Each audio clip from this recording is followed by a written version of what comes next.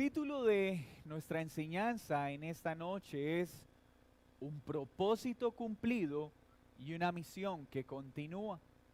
Un propósito cumplido y una misión que continúa. Del versículo 1 al 10 vamos a ver la gracia de Dios manifestada en Malta. Del versículo 11 al 15, rumbo a Roma. Del 16 al 30, la labor misionera en Roma. Y por último, una misión que continúa, versículo 30 y 31. Vamos a ver entonces el primer fragmento. Estando ya a salvo, supimos que la isla se llamaba Malta. Pablo, ¿me regalas el mapita, por favor? ¿Lo alcanzan a ver? Un poquito corrido, ¿cierto? Nuestra aventura hacia Roma con Pablo, muchas gracias, inició en Cesarea, ¿cierto? Sidón, luego pasó a Mira. ¿Recuerdan la aventura en el mar? Llegaron a puertos buenos. De ahí estuvieron perdidos un tiempo en el mar y terminan en Malta, en esta pequeña isla, después de esa temeraria y peligrosa aventura. Vieron claramente la muerte de cerca. Dice el autor que noches oscuras, nos narra Lucas, los acompañaron una y otra vez. Sopló en contra una y otra vez, pero la providencia de Dios y su soberanía gobernó en cada circunstancia conforme a su plan. Lucas ha narrado con detalle esta experiencia final de Pablo, narrada o relatada en el libro de Hechos. Y ubíquese conmigo en el viaje. Recuerde los fuertes vientos, las noches oscuras, el intento de ser asesinado por los romanos, un barco que poco a poco se fue deshaciendo por la inclemencia del clima. Pero por fin todo esto ha quedado atrás.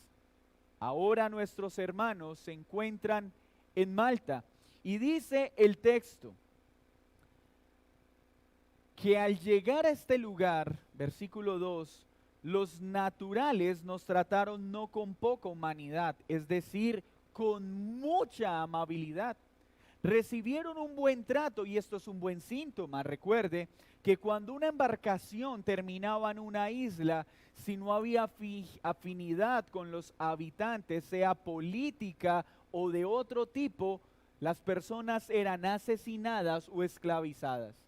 Ellos estaban naturalmente asustados por identificar el lugar donde había encallado el barco y donde habían podido ser librados de la muerte. Con alegría se dan cuenta que han llegado a Malta, una isla influenciada claramente por los romanos. Y al ver que con Pablo y con todas las personas iba un centurión romano, pues las personas naturalmente les dieron un trato muy amable, nos cuenta Lucas. Porque encendiendo un fuego nos recibieron a todos a causa de la lluvia que caía. No olviden que ya estaba iniciando el invierno. Entonces, habiendo recogido Pablo algunas ramas secas, las echó al fuego. Es interesante entonces lo que empieza a suceder inmediatamente. Podríamos decir con alegría que el fin de las dificultades ha llegado. La muerte, la inclemencia del clima, intentos de crimen han llegado al fin. Parece que el panorama ahora está sonriendo favorablemente a Pablo después de pasar varios meses en este viaje. Han llegado a un lugar donde los reciben con amabilidad y con respeto, algo poco común en este tiempo para hombres que han naufragado. Aprendimos en este ejercicio que toda circunstancia está gobernada y dirigida por Dios. A Pablo le fue anunciado que el Dios Todopoderoso preservaría su vida y la de todos los que estaban con él. ¿Y lo recuerdan? Esta notificación fue dada a través de un ángel que le dijo a Pablo: Pablo, tranquilo, llegarás a dar testimonio a Roma y te presentarás ante el César. Ahora en tierra firme, parece que el cumplimiento de lo que Dios ha anunciado ha llegado. Pablo está feliz de saber que tal y como se le dijo, así se haría. Predicaría el evangelio en Roma. Pablo muestra, cuando estaba en Éfeso, el deseo de ir a Roma. Pero ¿quién se imaginaría que ese deseo de ir a Roma a predicar el evangelio estaría acompañado de momentos tan difíciles? En Malta, estas personas entonces los tratan con amor y llega un gran respiro después de las grandes afugias. Pablo dispone sus manos al servicio, ha mostrado ser un gran líder en el viaje, ha mostrado sabiduría y sensatez, pero como buen siervo de Dios, después de un largo viaje y a pesar de su fatiga, se levanta a servir. No se aprovecha de su condición de apóstol o de la divina providencia de Dios al comunicarse a través de él. Más bien, como buen servidor del Señor, se levanta a tomar madera o leña para avivar la llama que los guardaba del frío invierno. Pero ¿qué sucedió mientras servía? Dice el texto: salió, recogió unas ramas para avivar el fuego y obtener calor en medio del frío. Pero en ese momento, lo impensado. Todo parecía haber mejorado, pero en lugar de mejorar, ¿qué sucede? Dice el texto, y léalo conmigo.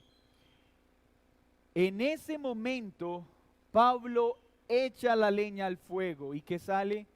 Una víbora, huyendo del calor, se le prendió en la mano. Cuando los naturales vieron la víbora colgando de su mano, se decían unos a otros: ciertamente este hombre es un homicida, a quien escapado del mar la justicia no deja vivir. ¿Qué pudo pensar Pablo? Medite un momento en la circunstancia psicológica o emocional de este proceso. ¿Qué pensaron las personas que estaban alrededor? Pablo, atacado por su pueblo, atacado por los gentiles, apedreado una y otra vez, entregado a muerte por el Sanedrín, atacado por fuertes vientos, noches oscuras, y ahora, cuando todo parecía mejorar, recibe el ataque de una víbora. ¿No sería esto suficiente para entrar en un estado de duda o incertidumbre frente a lo que Dios le dijo? Sin lugar a dudas, una situación que puede hacer dudar al más firme de los creyentes. Pero también nos enseña esta situación que a veces los tiempos de calma en la vida del creyente son más cortos de lo que quisiéramos. ¿Qué poco tiempo pasó antes de tener que enfrentar otra situación que atentó contra su vida? Los habitantes de Malta reaccionaron y dijeron: la justicia no lo deja vivir. De acuerdo a los historiadores, Malta consideraba a la diosa de la justicia como una serpiente. Lo que ellos están diciendo es: este tipo es tan malo que aún después de librarse de morir en el mar, a unos cuantos instantes de llegar, la justicia ha venido a hacer mérito sobre él. Y esa es la reacción natural del entorno de Pablo al ver esta situación, y parece ser sorprendente. ¿Cómo es posible que un hombre, después de haber sido librado de esta situación, ahora lo ataque una serpiente? Algunos conocen esta expresión de una forma distinta en nuestro entorno. Muchos pueden decir: ¿qué mal habrá cometido este? Que calamidad tras calamidad siguen llegando calamidades. Otros jocosamente dicen: ¿a quién habré matado cuando entran en circunstancias como esta? Hay una tendencia en nuestro inconsciente colectivo al pensar que el sufrimiento o las situaciones difíciles son un castigo por causa del pecado. En el inconsciente colectivo moderno y propio del ser humano, parece generarse una relación entre sufrir y pecar. Y aunque la gran mayoría de veces nuestro sufrimiento es fruto del pecado y la desobediencia, hay momentos en que los sufrimientos, como bien lo ha mostrado Pablo, nada tienen que ver con un proceder pecaminoso. ¿Qué dirían los exponentes modernos frente a esta situación? ¿Será que Pablo estaba recogiendo la leña con una motivación pecaminosa y por eso lo mordió una serpiente? ¿Será que Pablo emprendió con motivos pecaminosos su viaje a Roma y por eso el barco intentó hundirse?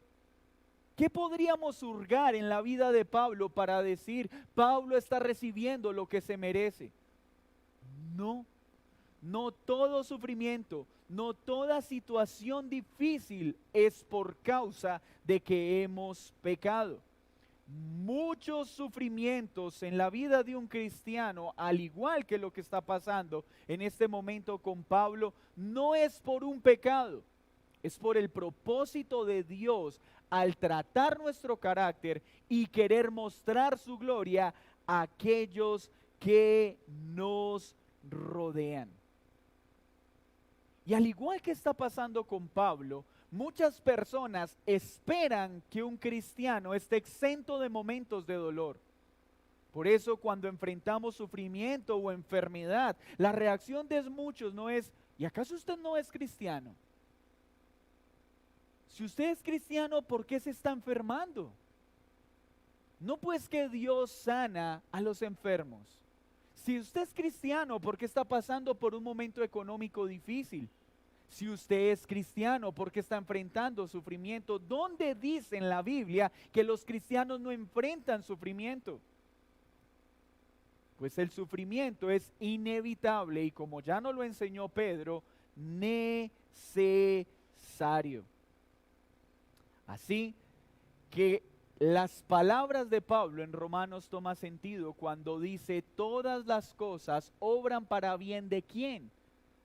De aquellos que aman a Dios, de aquellos que han sido escogidos por Dios para ser hechos a imagen de nuestro Señor Jesucristo. Y esta es una situación entonces donde no hay pecado como causa de esta situación, sino que Dios quiere hacer algo especial en Malta, mostrar su gloria y mostrar su poder. Vale la pena hacer una nota aclaratoria. Dice el texto que Pablo, al ser mordido, ¿qué hizo? Simplemente sacudió la mano. ¿Y qué estaba haciendo la audiencia? Estaba esperando el momento que cayera.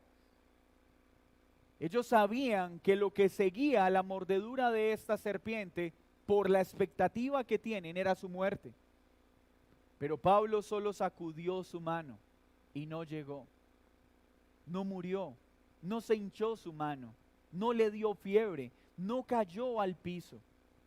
Entonces, esta audiencia, luego de decir que era un hombre malo, ahora lo ve como un Dios al ver con sus ojos que este hombre permanecía vivo. Vale la pena aclarar que este texto no está enseñando que un creyente puede ser picado por una serpiente y lo único que debe hacer es sacudirla, porque el Señor prometió que así como Pablo no murió, nosotros no moriríamos.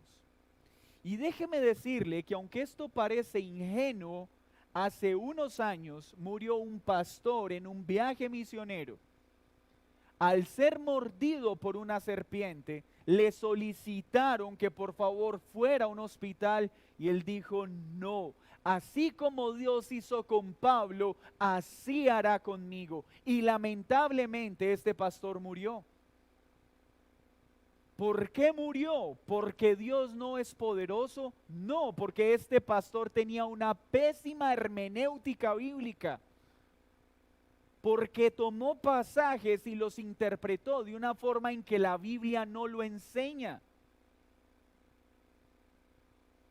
Hechos de los Apóstoles y este suceso contiene aspectos descriptivos, no prescriptivos. ¿Qué quiere decir? Narra experiencias y sucesos de carácter exclusivo de aquellos quienes lo vivieron.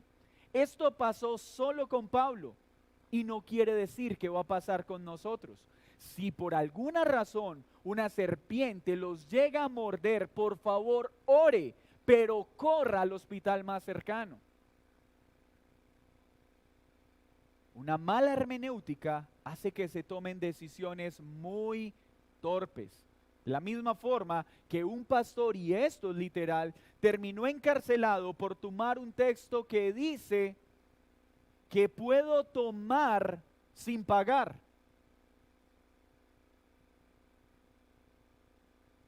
Este hombre entonces, apropiándose de esta promesa, entró a una tienda, hizo un enorme pedido, tomó su pedido y le dijo al hombre que Dios le pagaría, que él no tenía por qué hacerlo, que Dios le dijo que comprara sin dinero. Cogió sus cosas y salió y terminó asumiendo una condena por causa de ese proceder. Hermanos, esto parece hasta ilógico. Pero tristemente son las noticias que continuamente salen. ¿Por qué? Por una mala hermenéutica, por interpretar versículos fuera de su contexto. ¿De dónde Pablo sobrevive a este suceso?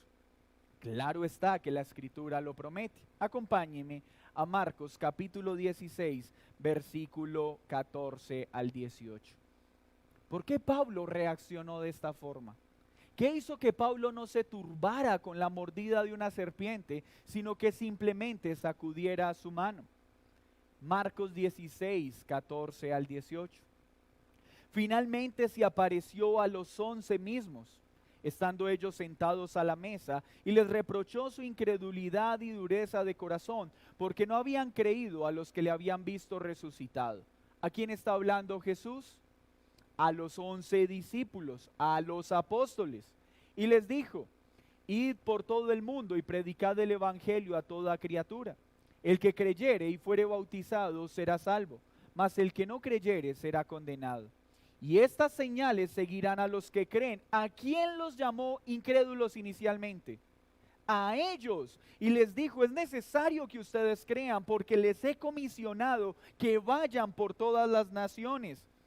A ustedes, apóstoles, les acompañarán estas señales.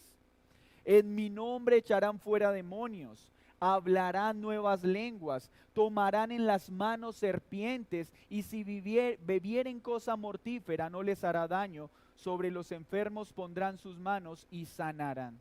Este texto es pésimamente usado en nuestro tiempo.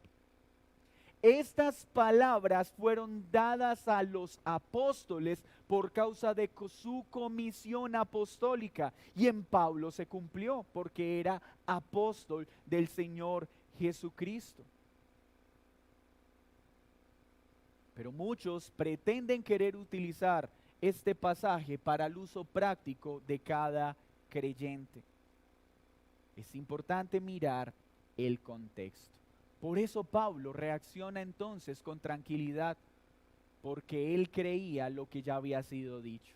Ya había sido anunciado por Dios a través del ángel que iría a Roma, que se presentaría ante el César, que predicaría el evangelio, y que si fuese mordido por una serpiente, que si le diesen cosa mortífera, no le haría daño, porque él era un comisionado apostólico. Qué bonito es mirar el contexto de todo pasaje. En aquellos lugares habían propiedades del hombre, versículo 7, del hombre principal en aquella isla, llamado Publio, quien nos recibió y hospedó solícitamente 3 días. Y aconteció que el padre de este importante líder estaba en cama, enfermo de fiebre y con grandes aquejos en su cuerpo. Y entró Pablo a verle, y después de haber orado le impuso las manos y le sanó. Hecho esto también, los otros que en la isla tenían enfermedades venían y eran sanados, los cuales también nos honraron con muchas atenciones, y cuando zarpamos nos cargaron de las cosas necesarias. ¿Qué hizo Pablo? Creyó en lo que Dios había hecho, aprovechó su estadía en Malta, no se deprimió, no entró en crisis, sino que supo discernir el por qué y el para qué. ¿Para qué estuvo ahí? Para mostrar la gloria de Dios. ¿Qué hizo por los enfermos? Oró por ellos y se sanaron. Y como bien lo ha mostrado Pablo en todos Hechos, seguramente durante todo este tiempo también les predicaba el Evangelio. No solo oró por ellos, no solo vieron su poder, sino que también les predicó fielmente el Evangelio. Pero mis hermanos, que Pablo impusiera sus manos y las personas fueran sanadas, no se puede tomar como un mandato a los creyentes de que deben imponer sus manos sobre los enfermos para que estos sean sanados. Vuelvo y explico lo mismo. Esto tiene que ver con la comisión apostólica. ¿Nosotros oramos para que las personas sean sanadas? Claro que sí. ¿Necesita nuestra oración que les impongamos las manos? No, porque esto fue comisionado a los apóstoles y nosotros no somos apóstoles. Y si el Señor sana es porque a Él le plació, no por lo que tú y yo hagamos. Pero luego de esto, dice que se vuelven a embarcar, versículo 11, y pasaron 3 meses predicando y enseñando en aquel lugar. Por fin, después de tantas dificultades, llegan al lugar anhelado. Luego de llegar a Siracusa, se desplazan hasta llegar por fin al lugar más cercano para desplazarse ahora caminando hacia su entrevista con el César. En el versículo 14 nos dice que en este viaje se hallaron algunos hermanos, y estos hermanos le pidieron que se quedase con ellos 7 días, y luego de esto fueron a Roma. Dice el texto que oyendo de nosotros los hermanos salieron a recibirnos hasta el foro de Apio y hasta las 3 tabernas, y al verlos Pablo dio gracias a Dios y cobró aliento. ¿Qué pasó? Pablo experimentó la alegría de encontrarse con el cuerpo de Cristo. Pablo da gracias a Dios al ver que en un lugar tan lejano el Evangelio había llegado con poder, que el Evangelio de Dios seguía siendo extendido como el Señor así lo había anunciado. Pablo es reconfortado por sus hermanos, es animado por sus hermanos. Por eso es tan importante la iglesia. Aún Pablo, apóstol de Jesucristo, necesitó de la iglesia para ser reconfortado y para ser animado. ¿Cómo un creyente puede pensar que puede vivir su vida cristiana separado de la iglesia? Eso es un imposible. Lo hemos dicho, la salvación sin Cristo es imposible. Y el cristianismo separado de la iglesia es imposible. No puede haber un creyente sin iglesia local, como no puede haber un cristiano salvo sin Cristo. Esto no es posible. Luego de ser reconfortado, entonces llega a Roma, el centurión lo entrega, pero dado el testimonio de Pablo, le permiten vivir en una casa y le dan custodia militar. ¿Recuerdan todo lo que hemos visto de la providencia de Dios? Cómo Dios organizó todo este viaje y todas estas cosas para poder cumplir el propósito asignado. Ven que Dios gobernó en los vientos que llevaron a Pablo a encallar en Malta. Ven que Dios gobernó en todas las circunstancias y nada es accidental en el decreto eterno de Dios. Ninguna circunstancia es accidental, ni la vida ni la muerte. Todo tiene un propósito en el decreto perfecto de Dios. Y así pues, Pablo llega a cumplir su tan anhelado deseo, predicar el evangelio. Versículo 17. Aconteció que 3 días después, Pablo convocó a los principales de los judíos, a los cuales, luego que estuvieran reunidos, les dijo: yo, varones hermanos, no habiendo hecho nada contra el pueblo ni contra las costumbres de nuestros padres, he sido entregado preso desde Jerusalén en manos de los romanos, los cuales, habiéndome examinado, me querían soltar por no haber en mí ninguna causa de muerte. Pero oponiéndose los judíos, me vi obligado a apelar a César, no porque tenga de qué acusar a mi nación. Así que por esta causa os he llamado para veros y hablaros, porque por la esperanza de Israel estoy sujeto con esta cadena. Pablo está citando una de las profecías del Mesías en las que el pueblo judío pensaba. La esperanza de Israel era el Mesías. Siempre que el pueblo de Israel utilizaba esta frase: ¿cuándo llegará la esperanza de Israel? Oh, esperanza de Israel, estaban haciendo alusión al Mesías prometido. Pablo entonces les dice: esta cadena es por causa de ese Mesías prometido que ustedes están esperando e insisten en no reconocer. Versículo 21.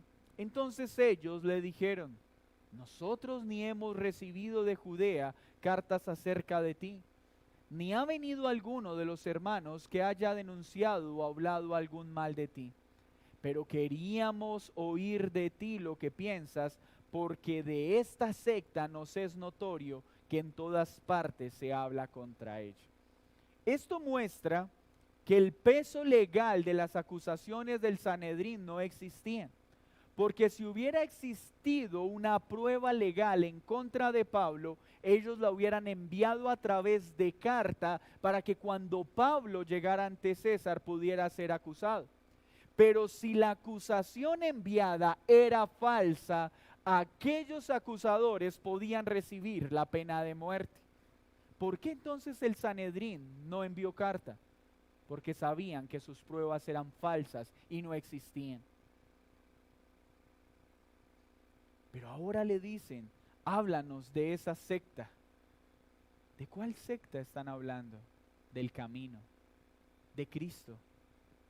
Este pueblo insistía en desconocer a Cristo como el Mesías y a sus seguidores como fieles siervos del Dios de la Escritura. Pero miren luego lo que sucede en el versículo 23. Y habiéndole señalado un día, vinieron a él muchos a la posada, a los cuales les declaraba y les testificaba del reino de Dios desde la mañana hasta la tarde, persuadiéndoles acerca de Jesús, tanto por la ley de Moisés como por los profetas. ¿Notan ustedes todo lo que podemos aprender de Pablo? Avanzado en edad, acabó de terminar un naufragio, mordido por una serpiente, apedreado una y otra vez al punto de su muerte, preservado por la mano de Dios, fatigado de tanto caminar, y aún sigue haciendo con fervor y denuedo su comisión: predicar el evangelio. Mis hermanos, que el Señor nos ayude hasta el último suspiro de nuestra vida a ser fervorosos en lo que el Señor nos ha comisionado. Que hasta el último minuto de nuestra vida podamos dar toda nuestra fuerza y nuestra vitalidad para hablar de Cristo, de este como Señor y como Salvador. Así lo hizo Pablo y siguió el ejemplo de su maestro. Se reunió con ellos para mostrarles quién era Jesús de día y de noche. No pidió unas vacaciones, dijo: hermanos, qué pena, voy a entrar a un receso ministerial porque entenderán, he hundido 3 barcos, he sufrido mucho, denme un descanso. No, él entendía que su tarea era de vida o de muerte. Y día y noche les hablaba de Cristo. ¿Pero cómo lo hizo? Tal y como Jesús lo hizo camino a Emaús. Tomó la ley y tomó los profetas para mostrar cómo en Cristo se cumplía todo lo que estaba anunciado. Y qué bueno esto, porque es un antídoto contra aquellos que dicen que ya no nos interesa el Antiguo Testamento, que porque el Antiguo Testamento habla de un Dios y el Nuevo Testamento habla de otro Dios. Eso es una herejía. Mucho cuidado con esos que dicen es que una cosa es el Dios del Antiguo y otra cosa es el Dios del Nuevo. Eso es blasfemia. El Dios del Antiguo y el Dios del Nuevo es el mismo Dios. Y es el mismo ayer, hoy y por los siglos de los siglos. Tanto la ley como los profetas hablan de Cristo. Y Pablo se ocupó de mostrarles esta verdad. Versículo 24. Y algunos asentían a lo que se decía, pero otros no creían. Hermanos, qué duro leer esto. Yo no sé si usted experimenta lo mismo, pero cuánto dolor debe generarnos el ver que una y otra vez Dios envía su mensaje de salvación mediante la predicación del Evangelio y el hombre una y otra vez se resiste a creer. Qué duro es el corazón del hombre. El mensaje de salvación es presentado al hombre, pero el corazón del hombre insiste en no creer, en despreciar a Jesús y sus enseñanzas. Pues cuando un hombre desprecia el Evangelio, no solo desprecia a la persona que lo comparte, desprecia a Dios mismo, que fue quien ordenó que su Evangelio fuera predicado. Aunque deseamos que todos crean a la predicación del Evangelio, es necesario que reconozcamos que muchos darán la espalda al Evangelio. Y aunque esto es doloroso, no debe tomarnos por sorpresa.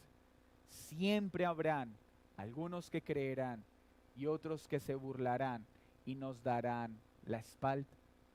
Versículo 25.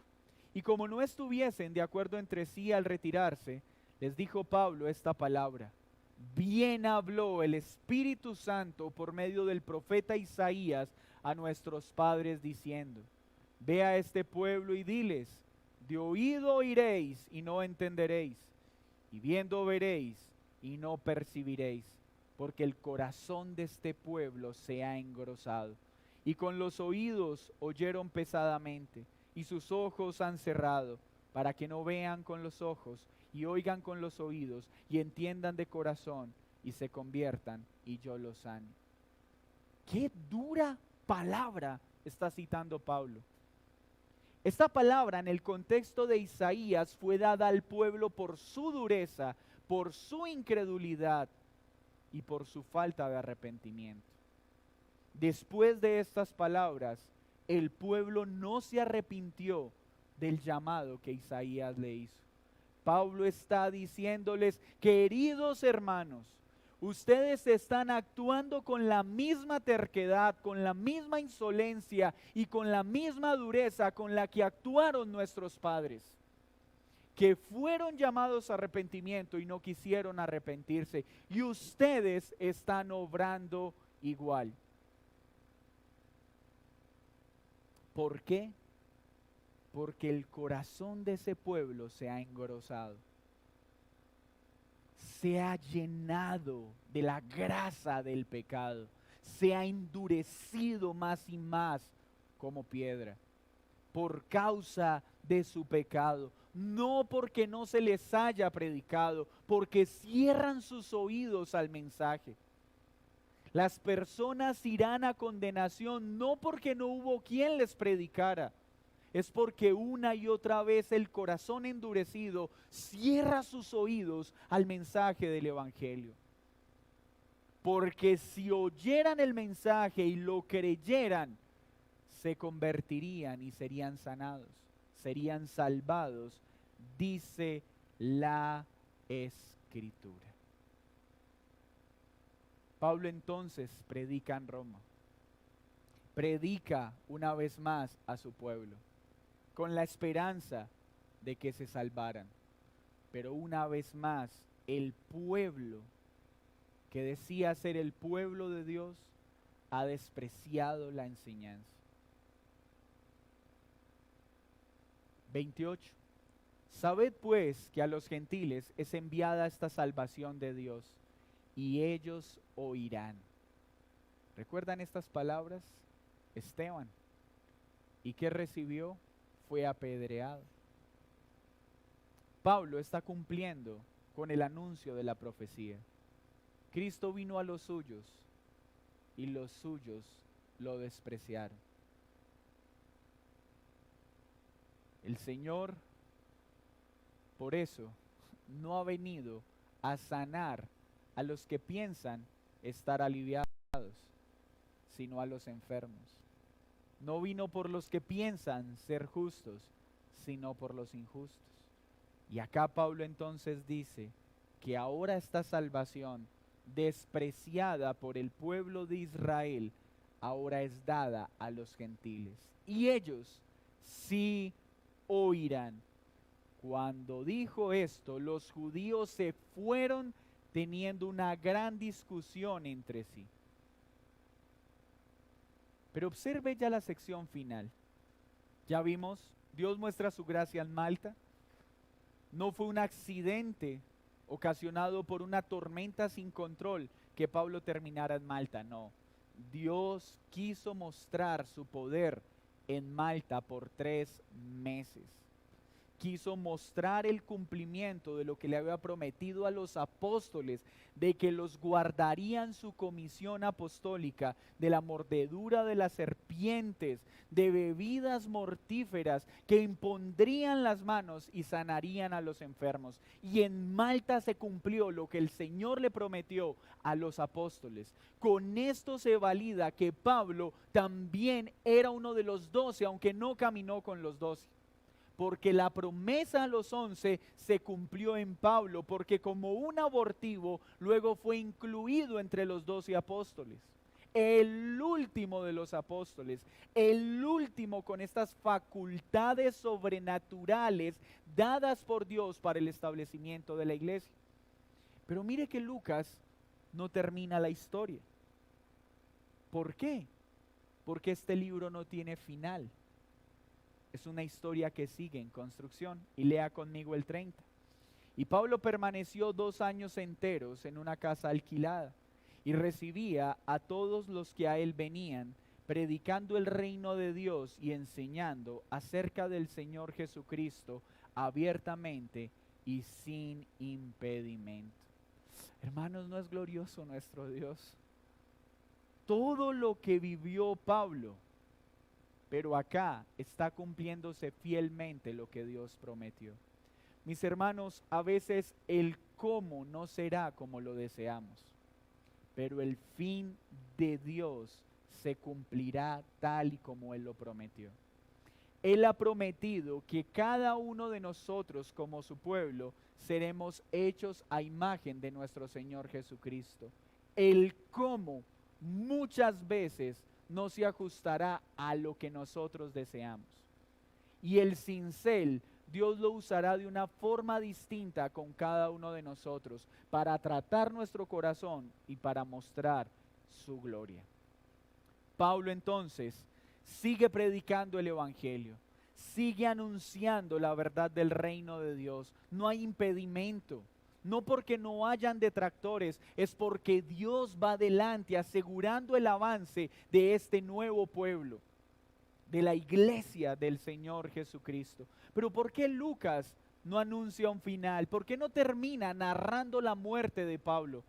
Porque Hechos sigue siendo escrito por la iglesia. El evangelio sigue siendo predicado. Y cuando digo sigue siendo escrito, no es que estemos añadiendo palabras a la palabra inspirada. Lo que estamos diciendo es que la comisión descrita en Hechos sigue en ejecución a través de la iglesia.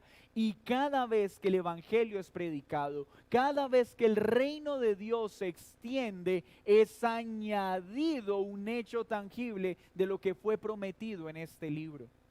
Cada vez que tú y yo predicamos el evangelio, nos estamos uniendo a la tarea que fue comisionada a los apóstoles de que el reino de Dios se extendiera. ¿Qué aprendemos entonces de este capítulo y de todo el libro? Mis hermanos, que nuestro Dios es soberano, que su plan es perfecto y es inalterable, que gracias a su soberano poder, el Evangelio ha llegado a todos los rincones, incluyendo a una apartada ciudad que muchos ni siquiera saben que existe en el mapa, llamada Armenia. Por causa de la operación sobrenatural de Dios, tú y yo hemos creído, aún siendo parte de un país que muchos no conocen. Porque todos los que Él escogió desde antes de la fundación del mundo, de toda lengua, de toda tribu y de toda nación, serán salvas. Así ha sido, así está siendo y así va a ser. Que este libro nos anime como iglesia a seguir confiando en el poder del Evangelio, a confiar en la soberanía de Dios, a confiar en sus providencias, a descansar en que el cómo muchas veces es confuso, pero que lo que Dios ha prometido así se hará y que ni uno solo de sus escogidos quedará sin escuchar el evangelio salvífico para vida eterna. Dios obra con poder, ha obrado con poder y sigue obrando con poder. Así que seamos diligentes en esta tarea. Prediquemos el evangelio, hermanos. Gracias a Dios por Lucas, que durante todo este libro nos mostró cómo inicia una iglesia, cómo es el gobierno de la iglesia, una correcta eclesiología, cómo fueron comisionados los ancianos, cómo se extendió el evangelio, cómo Dios usó a Pablo y toda la comitiva misionera. Sigamos anhelando ver el avance del reino y que nosotros podamos ser parte de esta historia. Que Dios conceda que Gracia y Vida sea una iglesia local que participe de la extensión del reino, enviando muchos misioneros, predicando el evangelio en nuestras casas, en nuestra ciudad, para que muchos crean y sean salvos. Termino con esto.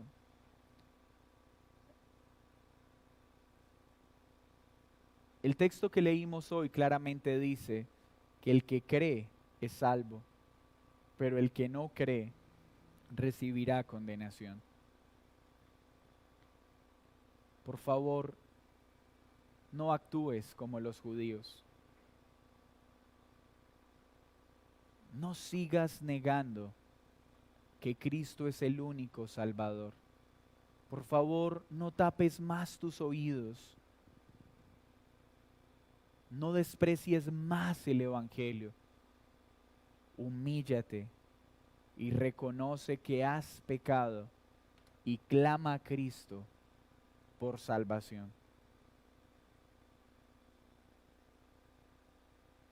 Porque si oyes y crees, serás perdonado, te convertirás como lo profetizó Isaías y serás sanado de tu peor enfermedad, el pecado, y gozarás de vida eterna. Pero si insistes en taparte los oídos y seguir despreciando el Evangelio, dura condena te espera. Señor, gracias por este breve estudio de Hechos de los Apóstoles. Quedan muchos datos que abordar, muchos aspectos en los cuales profundizar, pero que este corto panorama de este maravilloso libro nos ayude a admirar tu poder, tu soberanía y la fidelidad de tus promesas. Estamos seguros, Señor, de que tú gobiernas sobre todo y que este reino seguirá avanzando eficazmente a pesar de todos los enemigos que se levanten. En el nombre de Jesús. Amén y amén. Mis hermanos, una muy feliz semana o resto de semana más bien. Si hay preguntas sobre el texto, con mucho gusto. Espero haya quedado claro lo de Marcos 16. Esto tiene que ver con los apóstoles. No tiene que ver con nosotros. Hay principios de ahí que podemos extraer. Y oramos para que el Señor libere los endemoniados. Oramos para que el Señor sane los enfermos. Pero no podemos tomar como propios aspectos de poder que fueron dados solo para la comisión apostólica. ¿Listo? Si los llegase a morder una serpiente, ¿qué harán? Orar y correr. Amén. Valga la yo sé que ustedes son muy inteligentes, pero es mejor hacer estas notas aclaratorias, no sea que nos pase y terminemos cometiendo torpezas. Que el Señor les bendiga y que estén muy bien.